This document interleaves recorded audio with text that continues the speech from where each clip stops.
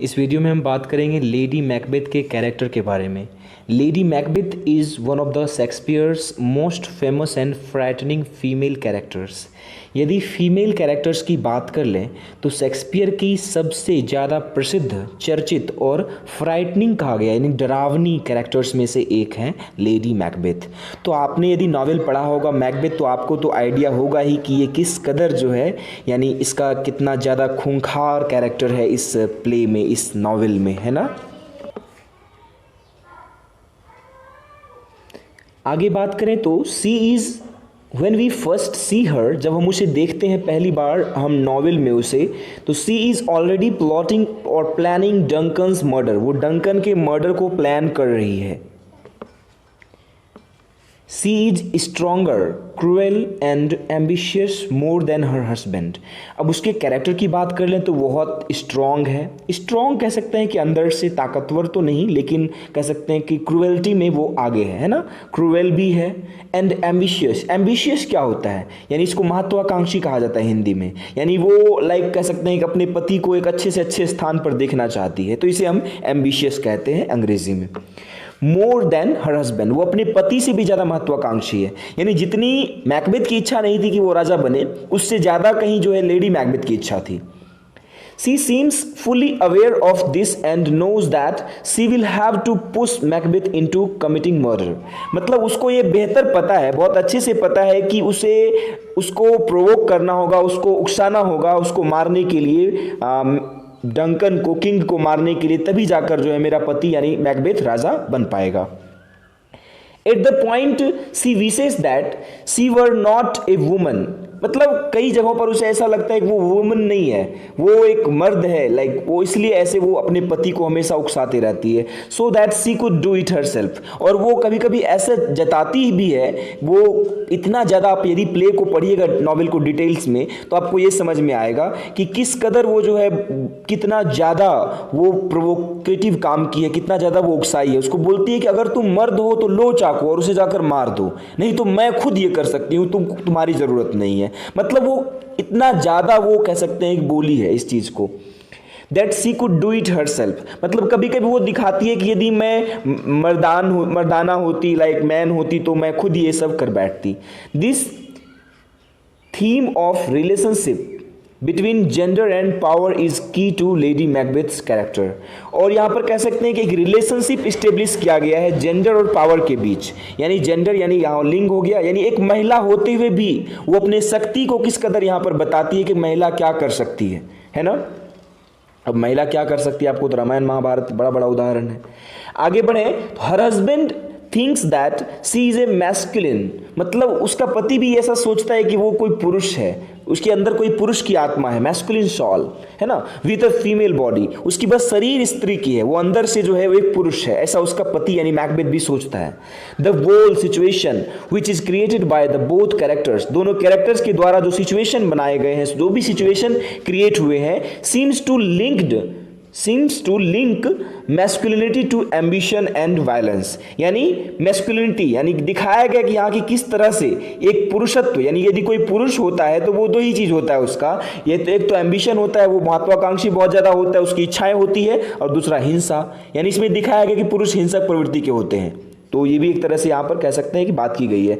Shakespeare seems to use her, Shakespeare ने Lady Macbeth का अच्छा प्रयोग किया है इस मैकबेथ में, and the witches to weaken Macbeth's idea. Macbeth के अपने विचार नहीं है, यानी वो डंकन को यदि मारता है तो कह सकते हैं कि इसमें दिखाया गया कि लेडी कैरेक्टर से ही वो ज़्यादा कह सकते हैं इंस्पायर हुआ है, चाहे वो उसकी पत्नी रही हो या वो विचेज रही हो three. These women use female methods of achieving power, यानी ये महिलाएं जो है पावर को अचीव करने के लिए क्या करती हैं, फीमेल मेथड्स, स्त्रैन जो तरीके होते हैं, यानी स्त्रियों के जो तरीके होते हैं वो अपनाती हैं। There is मैनिपुलेशन, वो मैनिपुलेट करती हैं, बेवकूफ़ बनाती है, या फिर कह सकते हैं कि उसको झूठे झूठे सपने दिखाती हैं। Women are so ambitious and cruel as man, यानी इसमें महिलाओं को इतना ही क्रूएल और एम्बिशियस दिखाया गया जितना कि पुरुष लोग होते हैं। Social rules deny to accept these things, और इन चीज़ों को समाज कभी भी स्वीकार नहीं करती।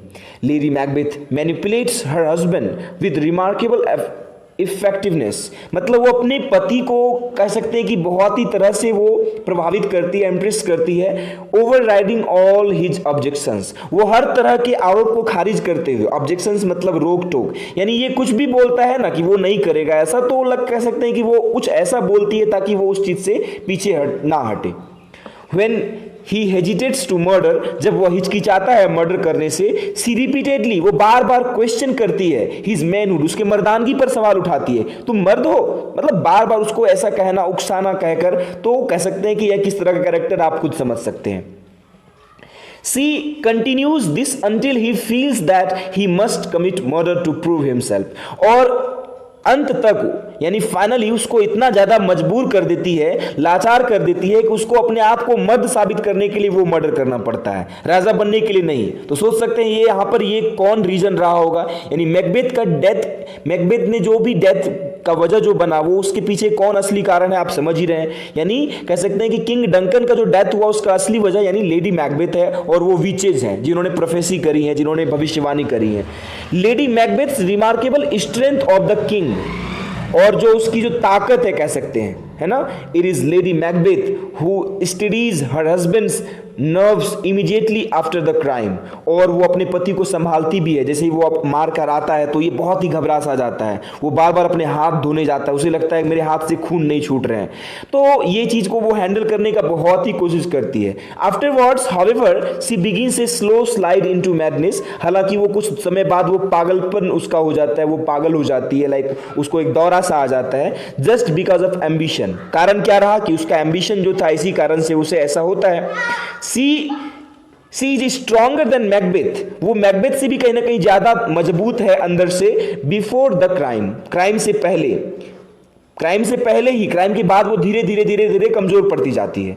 By the close of the play, यानी इसके आखिर तक कह सकते हैं, इस नाटक के आखिर तक, she has been reduce to sleep walking, उसको एक बीमारी हो जाती है नींद में चलने की, मैंने पहले भी समरी में बताया था आपको।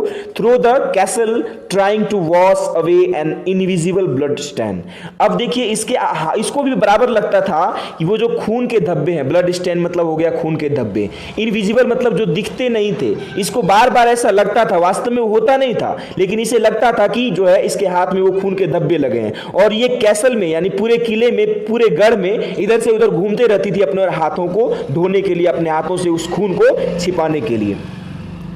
Once the sense of guilt comes home to roost, lady Macbeth sensitivity becomes a weakness, यानी उसकी संवेदनशीलता ही जो है उसकी कमजोरी बन जाती है। एंड सी इज अनेबल में यू हो जाएगा यहाँ पर, अनेबल टू कोप, यानी वो कॉपरेट नहीं कर पाती, अपने आप को संभाल नहीं पाती है। सिग्निफिकेंटली सी किल्स हरसेल्फ, यानी कहा जाए तो एक तरह से उसने खुद को ही मार दिया। Signalling her total inability to deal with their crimes, उसने जो भी अपराध किए वो अपने आप को उससे वो कह सकते हैं संभाल नहीं पाई, वो अपने आप को गिल्ट फील करने लगी, तो इस चीज वजह से जो है अपने आप को उसने मार दिया। एक्चुअली ऐसा ही हुआ था, वो अपने आप को, सी स्टैब्स हरसेल्फ, वो अपने आप को चाकू मार लेती है। तो आपने बहुत जगह ऐसे फिल्मों वगैरह में भी देखा होगा, ऐसा कुछ होता है जब बहुत ज़्यादा हम गिल्ट फील करने लगते हैं, हमें लगता है, तो फिर हम ऐसा कुछ कदम उठाते हैं। तो this was the character of lady Macbeth. I hope it is enough. आप इसे प्लॉट से रिलेट करके इस क्वेश्चन को लॉन्ग भी बना सकते हैं, इतना काफ़ी है। Thank you.